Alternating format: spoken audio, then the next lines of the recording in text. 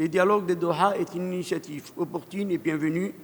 Il offre une plateforme pour un dialogue ouvert et constructif sur la question liée à la mobilité de la main-d'œuvre entre l'Afrique, le Conseil de coopération du Golfe, la Jordanie et le Liban, et vise à partager de meilleures pratiques et renforcer de coopération entre nos pays ici présents.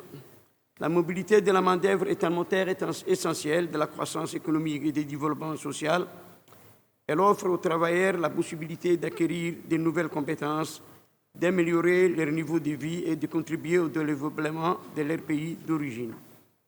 Compte tenu de la proximité géographique des pays du Golfe avec certains pays de l'Afrique, il est crucial d'instaurer un dialogue interrégional sur la migration de la main-d'œuvre et d'autres questions thématiques connexes afin d'approfondir la coopération et le partenariat.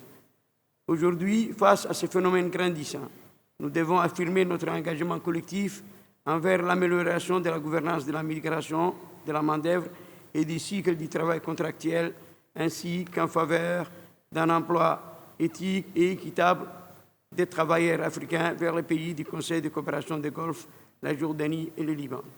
Ce but commun sera atteint grâce à l'adhésion aux principes de respect mutuel, de partenariat et de responsabilité partagée, ainsi qu'au cadre politique relatif au travail et à une gestion efficace de la mobilité de la main-d'œuvre.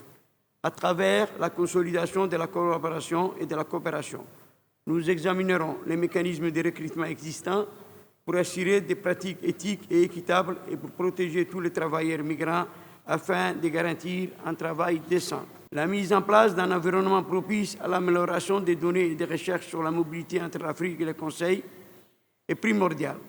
Une telle initiative permettra de mieux comprendre et analyser les mouvements migratoires et d'y apporter des réponses adéquates conformément aux intérêts des pays d'origine et d'accueil.